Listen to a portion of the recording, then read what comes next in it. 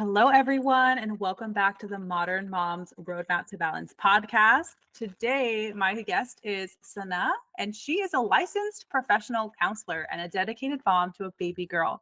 She navigates the unique dynamics of an interfaith marriage, bringing a broad perspective to her work. Specializing in supporting mothers, Sana understands the challenges of burnout and being overwhelmed by people pleasing and perfectionism. Her compassionate approach. Let me say it again. Her compassionate approach helps moms learn to manage their mental load, set healthy boundaries, and find balance in their lives. In her practice, Sana focuses on empowering mothers to communicate effectively with their partners and support systems. She provides tools and strategies for addressing perfectionistic tendencies and reducing stress. Sana's empathetic and personalized guidance ensures that her clients feel heard, understood, and supported. Through her work, she aims to help moms regain their confidence, prioritize self-care, and navigate the complexities of motherhood with resilience and grace. Welcome to the podcast, Sana. Thank you for being here today and taking the time to connect with us. Hi, thank you so much, Kayla. I'm glad that we were able to finally find time where both of us were available. Yes. I'm looking forward to our chat. Yeah, and I know you have a baby girl, but it's, at the time of our recording, it's summertime, and we were just talking about how summer can be a little bit crazy and chaotic. And sometimes we just need to put things on the back burner a little bit. Like I did put Yeah, this podcast on the back burner in terms of not pressuring myself to put out episodes, because I think that's often what we do as moms. We try and put mm, this pressure to get these things done that we committed to, but sometimes we just have too many balls juggling at one time, and it's okay to let one go for a little bit because maybe it's not going to really affect something else. yeah, no, I definitely agree. And that's a lesson I had to learn pretty quickly once I became a Mm, mom, that it's nearly impossible to keep everything going to the standard that you expect yourself to when you weren't a mom, right? yeah. Ooh. And I think it's important to and that's who I work with, right? I work with Mm, moms to help them not only recognize that, not only to normalize that, but to more importantly to learn how to give ourselves that sort of compassion and mhm. recognition and appreciation as we learn to change our standards for ourselves and sometimes for other people too in this like mom world. Yeah, because a lot of things changes, and not, I wouldn't say maybe our value. No, our values could change in motherhood, but there are a lot of things that change about us. But Hmm. before we continue on in this conversation, I need to ask you the question I ask everybody, which is, what is your definition of a balanced life? Yeah, so my practice name is Balanced Minds Therapy, which goes so well with your podcast. Yeah. And when I was trying to come up with the name for my practice, balance kept on coming up. And Mm, but something I really was against is that kind of, the 50-50 or okay. the visual that we get of Mhm, balance. When I thought of balance, I actually say this in sessions all the time. I think of it almost as like a pie graph, right? And mm, every day we get to choose sometimes we don't get to choose. Every day we have these sets of pies, right? And every day, depending on the mm, day of the week, day of the month, the label of the pie and the size of the pie piece changes. So mhm. you need that sort of realistic flexibility mindset in your life, mom or not, to recognize that every day is going to look different. So certain days, the Yeah. work pie piece might look bigger than others. Mm, Certain days, the rest pie piece might look bigger than others. And so, what I like to tell my clients is every day when they're having a tough time giving themselves mm, that the flexibility of it, I tell them to literally draw it out, right? That is the That's such a good definition of, idea. yeah, of a balanced life from my perspective of you have to know that every day and every week, every month is going to look so fluid, but in on some level you have control Mhm. over that, right? Like you can give yourself a sliver of Yeah. movement or a sliver of checking in with a friend, right? Mhm. Connection Yeah. on busy days. So, yeah, that's kind of what I think of balance, especially with the name of my practice. That's what comes up. Okay. Well, thank you for that. And I really like that visual that you've given about the pies. And not that this is the first time that we've heard about the pie, but I really liked that you brought up how this is something that can change every day. And Hmm. because I think what happens is we will have this belief that every day I'm going to wake up and I'm going to have 100% to work with, or we put this pressure on ourselves to give our 100% every day. But the reality is we don't always have 100% to give. Sometimes we're going to wake up and we're going to be sick, or our allergies are going to be out of control, or someone in the family is sick and we won't have 100%. We might have 75 or 60. And so that's where you're looking at some of the pie and Hmm. formulating where you're going to put that energy, and you get to choose. Yeah, and nobody wakes up in the morning and says, "Today my potential is X, but I'm only going to give Y," right? Yeah. Going back to that 100% of what is my 100% today? That's the other thing, right? What your 100% looks like every Hmm. day changes, right? So you're still coming Yeah. out with a full pie. You're not going to come out with a pie piece missing completely, Yeah. That's just not how our world, or especially in the American system, it just doesn't work that way. Hmm. We're expected to kind of go, go, go, go, go. So you have to decide, okay, this is my 100% today, Hmm. especially now that I'm a mom. Like, man, just a quick tangent.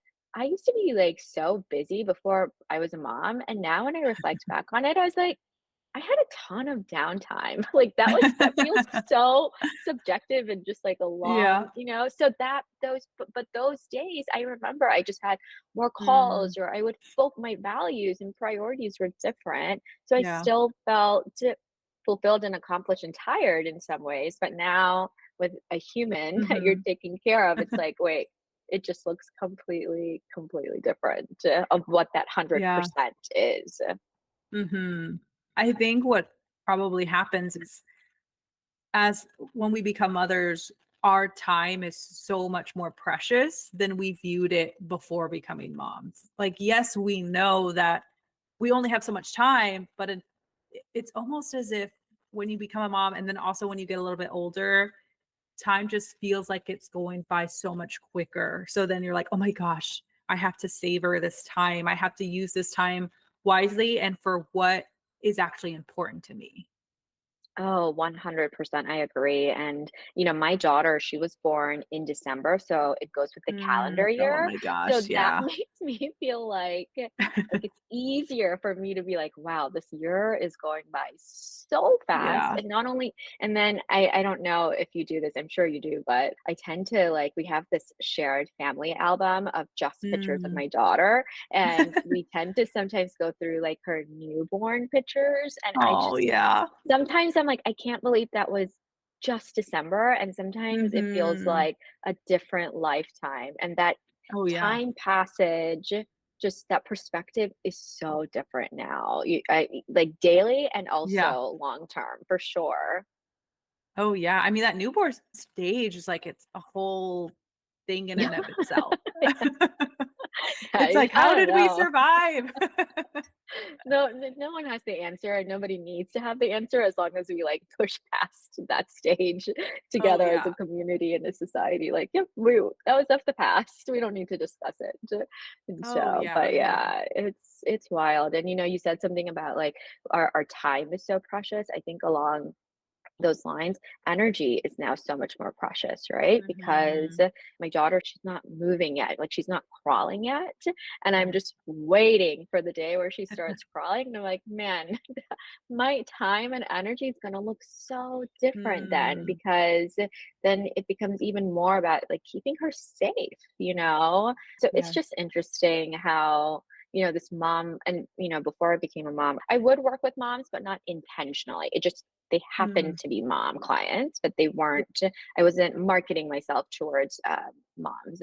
And Mm. so now that after becoming a mom, it really, we kind of talked about this when we chatted earlier, it really just completely changes who you are.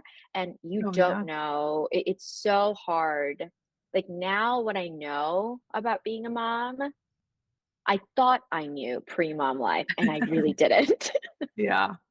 Oh, yeah. It It it reminds me of that there was an article that came out, it's been a few years now, but it was almost like an apology letter to moms. mm, I don't know if you remember, and it was basically this woman, I think she worked in corporate, or it alluded that she worked in corporate, and she was apologizing because she didn't get it. She didn't understand why moms would maybe come in a little bit late and then they would be the first ones out the door, and basically why weren't they as dedicated? And it's not that they're not dedicated.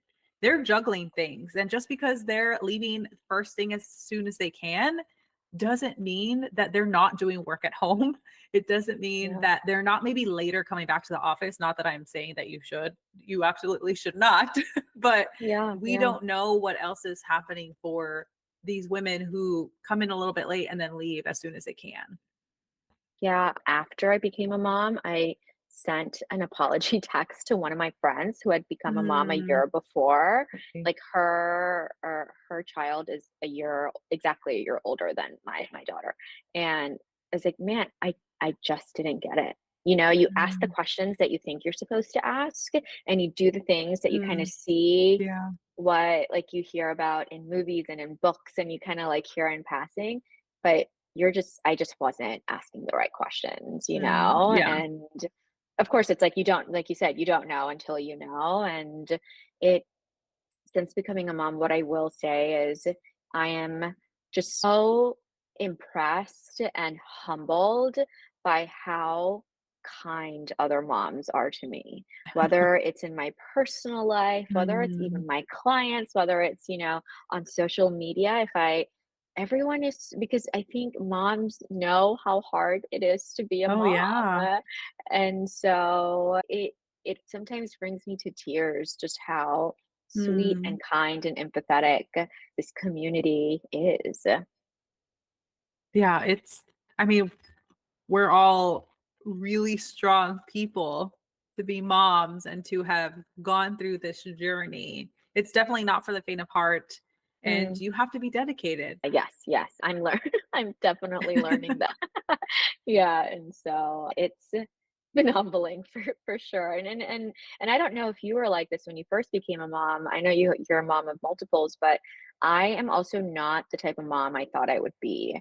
I Mm, thought it just very different and just a lot more protective and possessive than I okay. thought, because that's just really and so my husband's like, "Wow, I just wasn't expecting this." And so that's also been kind of a learning curve in my personal life of, talking about our values changing and our identity changing. I also think, as like fun and how much joy it's brought, Mhm. it also affects your mental health, right? Oh, Like the yeah. anxiety that Mhm. comes with it's nonstop. And as somebody whose baseline is basically anxious, as many of us Mm. Yeah. women, it really can take a toll on you if you're not, Mhm. if I'll speak on just my behalf. It can take a toll on me if I like don't talk about it, whether it's to my girlfriends or whether it's to my husband, Oh, because yeah. then I'll kind of just like ruminate and spiral, and I won't even realize that I'm doing Mhm. it. Oh, And yeah. that's actually part of the reason why I wanted to make my social media about moms, because I notice whenever I say things out loud that I'm like, oh, maybe it's just when I know it's not me, but like my thoughts, that is when moms will kind of come to me and be like, me too, or I went Mm. through this. And again, that goes back to just like how sweet moms are, Yeah. and like how many of us are just lonely and isolated in this too. Oh, yeah. And I would say I'm not the mom that I thought I would be. Yeah. And part of that is you, again, like going back to time, you don't realize how fast time will go. And you Mhm. think that you have more time than you actually have, or you are thinking that your child is younger than they actually are. My son is going to be Mhm. 9. He'll be in 4th grade. So he's like one of the youngest in his class. And so 9, like that's, he's like going into, preteen puberty stuff Wow. soon. And we haven't had a bunch of conversations about that. And you think like, oh, you have so much time. But no, it could happen at any moment. Like things can start changing at any moment. If we haven't had those conversations, if I haven't had the conversations with him, then he's going to be maybe blindsided or surprised when things start changing. Oh, yeah, and that's the other thing, right? One, I used to be a middle school teacher, so you and I can chat off camera, and I can give you some tips on how to if you need it, because that's like the birds and the bees. That's just like a whole different conversation. But I it's all just so much easier said than done, right? I'm Hmm. sure when your son was younger or, pre mom life, it's like, oh, of course, like we're gonna have this conversation at this time. This is what it's gonna look like, and da da da. Like on paper, we have Oh everything yeah. mapped out, right? And then when it comes to like speaking on it, the we have to go through just so many different variations of what the Hmm. outcome could be. And it's like, am I saying things right? Did I just traumatize him? Did I shut him down? Yes. And none of that is taught anywhere, No. No. And so I wish you luck with those conversations. And I'm actually excited because I didn't have the best conversations around that topic for myself. So I think that's the other thing. I want it to be a certain way. So Yeah, I don't feel as prepared. So I'm in the works of preparing myself to have, I guess, the best conversation that I can have, right? It's not going to be perfect. I still might yeah, say something that sure. he's not going to understand or that's going to go over his head because Yeah. what I had gotten when I was younger was literally like the birds and the bees analogies, but that is so vague. I What don't is even right? really Like, understand the birds and the bees and, like, why it's called that. Like, I don't that's like science, like, you have to know no, science and it doesn't make sense. Yes, yes, but I think it's just literally because birds lay eggs and women lay eggs, and then bees pollinate, and what then like guys technically pollinate, but it doesn't connect. at all. Like, why? Yeah, no, I did not get a conversation at all about this. Mm, First generation immigrant, don't I know my parents weren't taught to have these conversations. And to be mhm. quite frank, I don't think it was even something on their mind because they were just trying to survive at that Yeah. time, And so that's the other thing. We have this pressure or the privilege, like Mhm. however you kind of want to look at it, to Yeah. change the cycle, right? And so when we want to change the cycle, we again want things to go a very specific way. But like you said, many times they don't. But just because they Yeah. don't does not mean that it didn't go well. Mhm. Yeah, absolutely. And I actually stumbled upon a resource that I've been meaning to check out her videos. I've listened to one of them and I've listened to a lot of her reels and I love what she's doing. But I can't remember off the top of my head, but I will drop it in the show notes if you're interested in having conversations with your children about sex and about how to have those conversations at age appropriate times. And it's Mm. not just about sex, but also about body positivity and keeping yourself safe and having your children keep themselves safe when they're maybe around different people.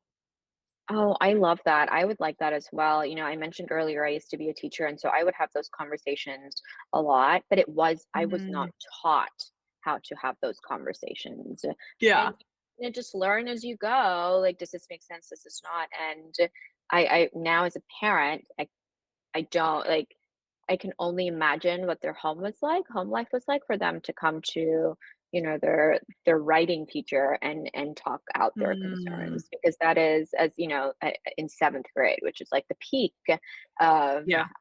the beginning of it all. And so yeah, that also just shows kind of like where your values and priorities Mhm. as a mom are and how hard you're trying to show up for your son in the moment, right? Because it doesn't just come to us. That's the other thing about motherhood. The word like mental load, default parent, like we kind of throw it around now like buzzwords, Yeah. but sometimes I really, again, I didn't know until I knew, like Mhm. how so even you doing this research, us talking about this right now, Oh, yeah. and then, the Mhm. prep that goes behind that tiny little conversation, or, multiple conversations, it takes so much time Mhm. and energy, kind of what we said earlier.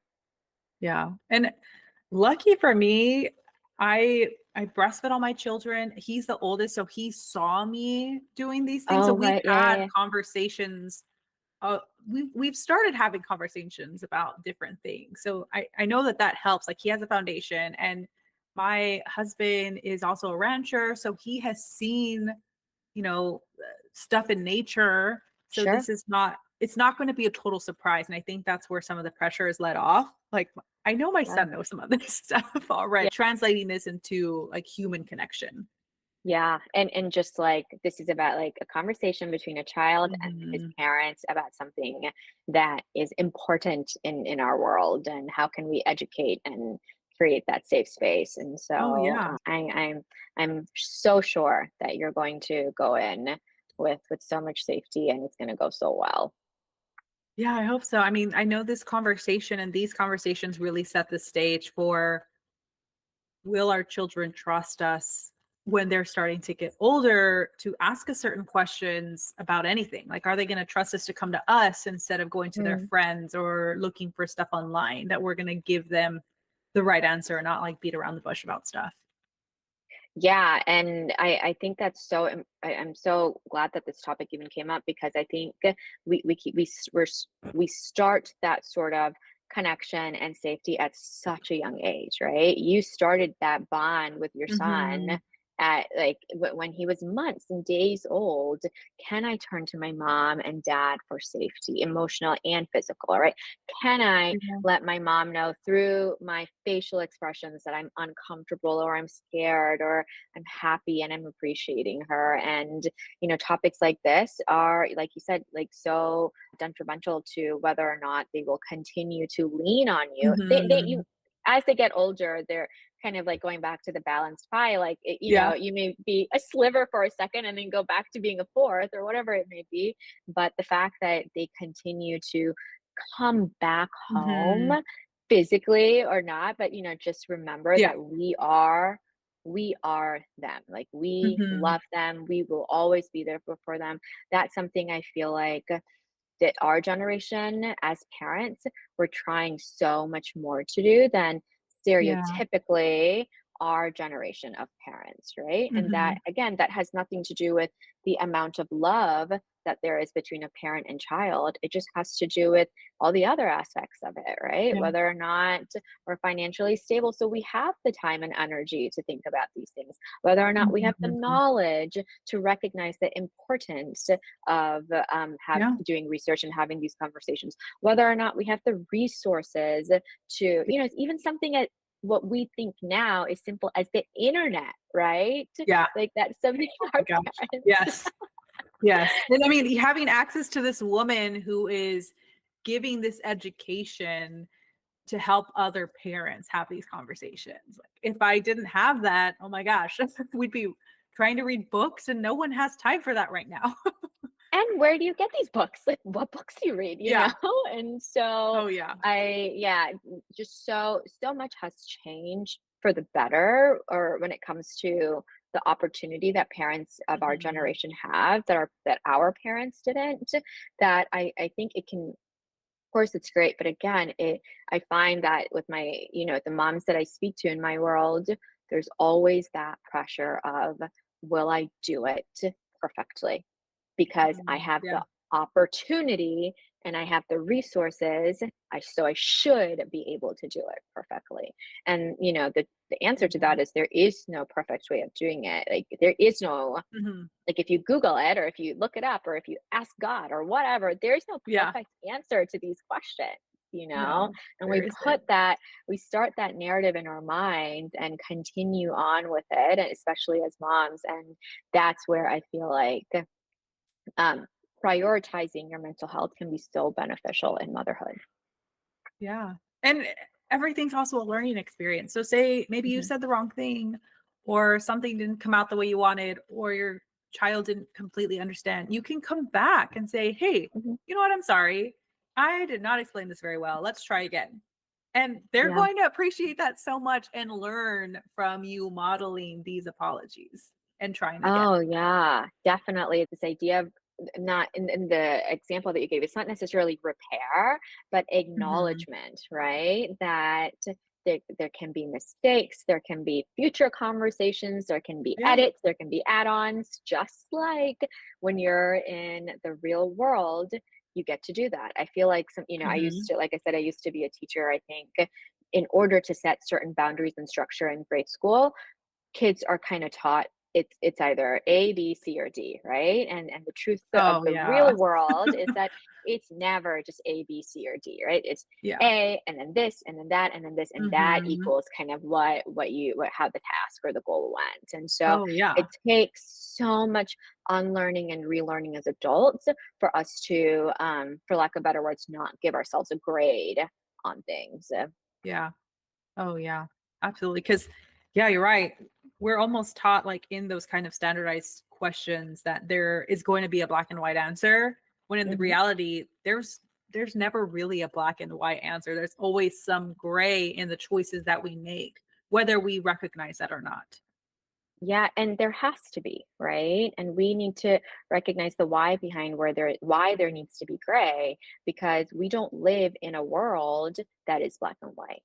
You know, Mhm. simple things like the internet might not work, the bus might come late, we forgot lunch Yeah. money, we forgot to fill up gas, so now we're going to be late for work. I don't, whatever it may be, like those all are things that are gray, right? Yeah. Just because we forgot lunch money does not mean now we're going to starve for the rest of the day. It just means that you're going to get a peanut butter and jelly sandwich, right? So, and I Yeah. think that like we need to, as moms, remember that Mhm. mindset that everything that you do for your child, for yourself, for your marriage, for your career, for your own parents is going to be shades of gray, and that Yeah. like even if it's so close to white or so close to black, it's never going Mhm. to be perfect and it's never going to be failure. Yeah, absolutely. And that's a really great segue into the conversation that we initially had thought about talking about, which is setting boundaries, especially when it comes to boundaries with in-laws or even probably boundaries with our own parents. I feel like we're often taught that these boundaries are going to be straight, right? Or almost black and white. So that they're going to be easy, but the truth is some of these boundaries are not going to be black and white. There is going to be a little bit gray because we get to make those boundaries for what we want them. Just because your friend has maybe stricter boundaries and your other friend has more flexible doesn't mean you have to do it in that same way. Hmm. Yeah, sorry, I was drinking my coffee. Yes, yes, and I think the whole idea of boundaries is, again, right? Like, I feel like what I notice, and you tell me what your thoughts are on this, what I notice is Mhm. when people come to me, they're pretty exhausted by a certain situation. That's why they've chosen to reach out to a Mhm. therapist, Oh right? yeah. And Mhm. so hardly ever is it like I'm going to be proactive. That there's a small group of that, but it's usually like I've kind of run out of choices Mhm. and I need somebody else's help.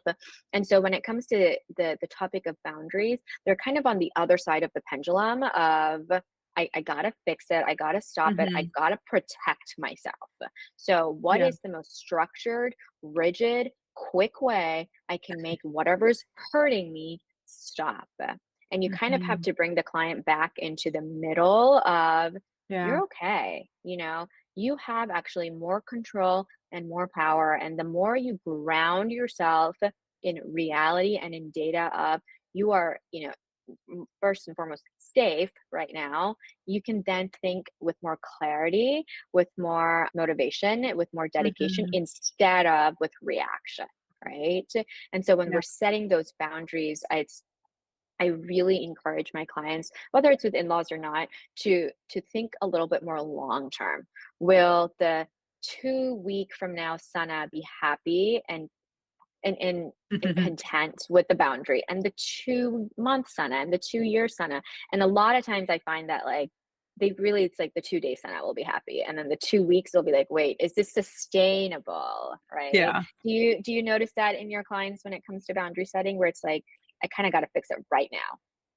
Yeah, I think so. What I will see is that my client, they want to fix it right now, but they do not see that they can because they think their only option is like, well, I need to cut this person off. Yeah. When that's what their fear is setting the boundary means cutting people off. And that's, I always tell them, like, that's the worst case, last resort. Worst case scenario, last resort is having to cut someone off. And usually, most of the time, you don't have to cut someone off, but it's about thinking about or it's about viewing the relationship maybe different than you were viewing it, or viewing the relationship different than how you expected that relationship to be. And that can help with setting a more appropriate boundary for you. Yeah, I think that, again, that fluidity is so important, the Hmm. flexibility and recognizing that most of the time, and if we're and I'll go back to in-laws. Most of the time when we're thinking about in-laws, whether it's your own in-laws or your own parents for your Yeah. partner, everyone's goal is to get along, right? Hmm. That's you would think, let's give everybody the benefit of the doubt, right? Everyone's goal is to get along Yeah. and be supportive to their own child at least and help their child's marriage flourish. And Hmm. so I also think it's so important when thinking and talking about in-laws to remember that they are human and give them grace and Hmm. really think about their intent on how they treat you. That is not to say that, they're always right or the way they treat you is, always perfect, but Hmm. especially, something that I really push my clients and I really value in my own life is whenever I'm going to be with my in-laws or my parents are going to be here or we're going to be visiting them, my husband and I do so many check-ins, whether it's Hmm. we talk about it leading into the trip and we talk daily and then we talk after the trip too. And I think it's so important to feel safe and Yeah. supported by your partner in all of this, right? Because at the end of the day, even if you've been married to your partner for 20 years, you're still the newest one in the family, in Yeah. that family Oh dynamic, yeah. right? And I think it's really important to recognize that these people are in your life because of your partner, not because they're not Hmm. your friends. And so, how do we create a foundation of effective communication, active listening, empathy, compassion in our marriage so that then that bleeds into how your partner can support you with your Hmm. in-laws? Oh yeah. I mean, you definitely have to have trust within your own partnership in order to navigate any of those other relationships, whether that's relationships with your own parent or relationships with your in-laws. Yeah, and that can only happen if you're vulnerable with your own partner, Mhm. right? So many times we see in marriages where it's like, well, this subconscious narrative of, well, they love me, so they should understand me. Like, why don't they get it? And it's like, well, have you told them? It's like, well, I told them that one time. It's like, well, did you tell them again? It's like, well, why do I have to tell them again? It's like, because they're human. They probably forgot. They Yeah. married you at the end of the day, so they obviously care about you. You married them, you obviously know that they care about you. So why not again give them grace in having similar conversations over and over again Mhm. and recognize every time we have a conversation about a tough topic, is my partner understanding me more and more, right? And every time we have tough conversations from their perspective, am I understanding them more and more? Mhm. Yeah, absolutely. And that's And I the oh, go ahead. you go.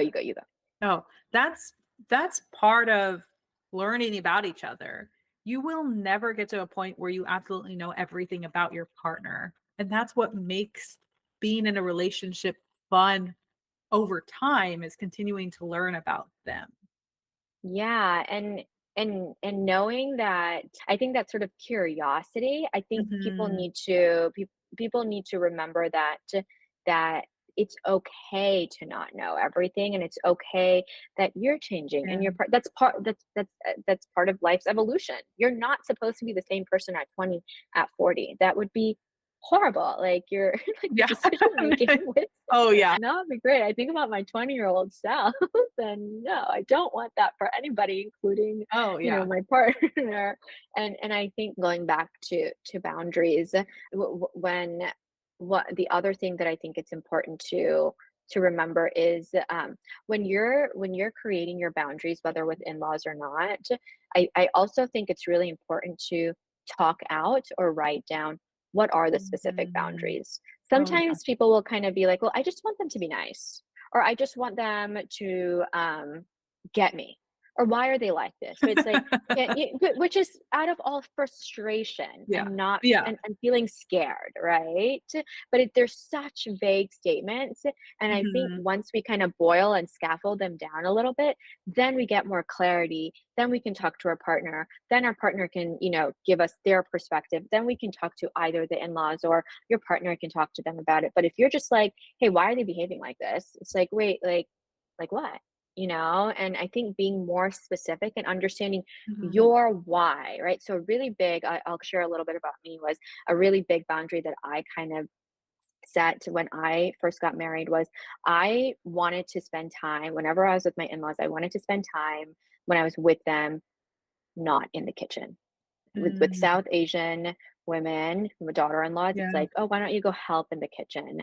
And I really didn't want to be that daughter-in-law who's just like constantly in the kitchen because I just didn't want that for myself. And Yeah. so that was a conversation I had to have with my husband prior to, and that we had to kind of come up with, well, what can I do to help his mom in the kitchen that I feel comfortable with and is kind, and that also doesn't mean that I'm like in the Mhm. kitchen pre-dinner, post-dinner, doing everything. Not that she ever Yeah. expects anything from me, but of course that those societal expectations, right? Mhm. And we had to have continual conversations about that, me and my husband. And there, to be quite frank, every single time we go, I avoid going into the kitchen. So my husband kind of has to like nudge me and remind me. And I have to remember that like Mm. he's not like against me. We had 5 to 10 conversations about this, Yeah. and this is what we came up with together.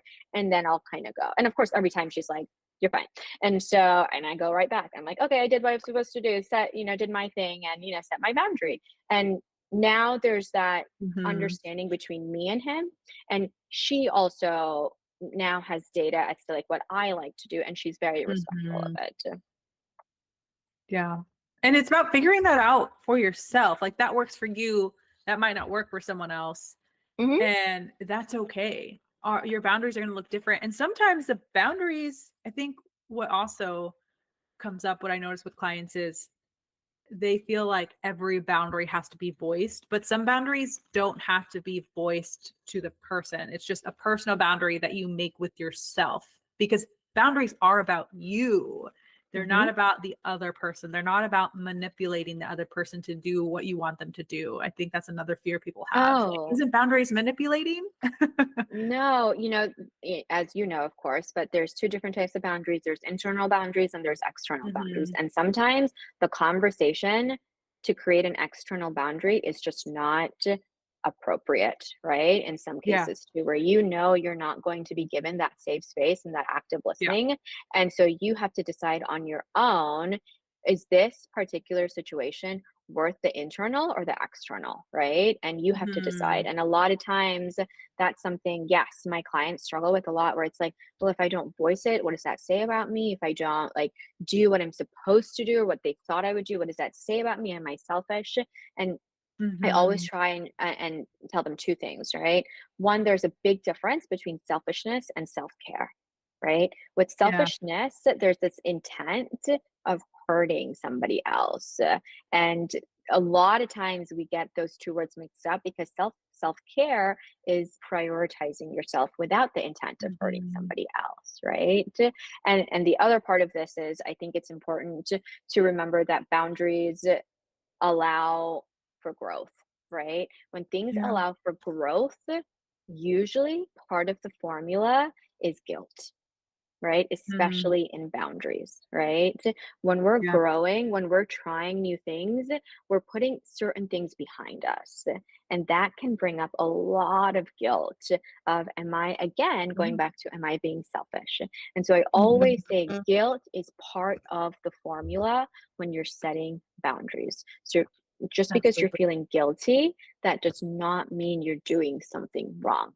It's Yeah. women, girls, for at Mhm. such a young age are taught to feel guilty for so many things, right? Yeah. And so the kind of the example that I gave from my personal life, there was a lot of guilt there when I was setting that Mm, boundary of in the kitchen because my mother I'm blessed with my mother-in-law, and so there was always this like, am I am I being too harsh? But I also knew what I needed in my marriage and in my relationship with them in order to long term not build resentment, right? So I think it's yeah. so important to, and therapy can help a lot with this too, finding Mhm. that balance of what short term Sana and what long term Sana would really appreciate. Yeah, and I love that indication. Like 2 days Sana might be feeling good about this, but 2 weeks or 2 years from now, she Hmm. may not. This is not sustainable. Yeah, and that only that reflection only came about once I started talking about Mm, those topics to my husband, right? And I think that's the biggest part about setting boundaries is the communication piece, right? If it's an internal boundary, are you communicating with yourself about what your needs are, why your needs are, what the goals are? And if it's external, are you talking to the person that needs to be talked to about this?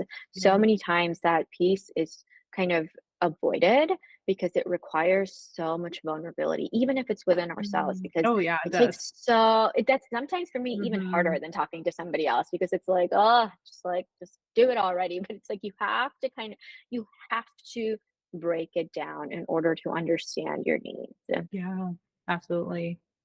Well, we are like running out of time here and we could, continue this conversation. Maybe we even shoot like a second episode, maybe a part Yeah, two later. But because I know we can continue having this conversation about setting boundaries because we like just scratched the surface, right? We yeah. just were like barely introduced this topic. But for our listeners, can you talk a little bit more about your practice? And if someone listening is like, I really want to work with her, she'd be the perfect therapist for me, how can they get in contact with you? Yeah. So you can find me on Instagram. It's just my practice name, Balanced Minds Therapy, or my website, which is balancedmindstherapy.com. And can you give a little bit of Oh, information about your practice? oh, yes, yes, sorry, missed that.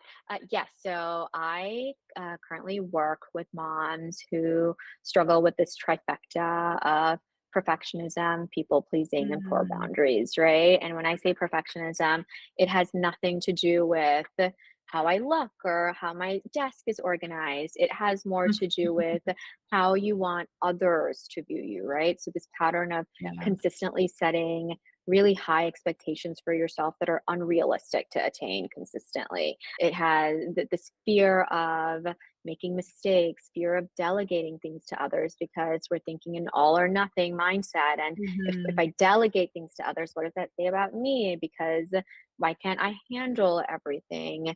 Also, thinking about asking for help and vulnerability is really, really tough, right? So that's the Mhm. perfectionistic part. And then the people pleasing part is, of course, putting others' needs before our own, making sure that we are valuing and being led by others' values instead of our own, and then feeling isolation and even resentment. And then, of course, that's where the poor boundaries come in as well. And Mhm. I'm a fully virtual practice. For therapy, I see clients in Texas, and then for parenting coaching, I see clients all around the country. Awesome. We didn't even talk about your parenting coaching. Yeah, I know. We will have to do a second episode of this. Yes, yes, we will. Okay, well, thank you so much for joining us today, and I hope you have a good rest of your week. Thanks, you too.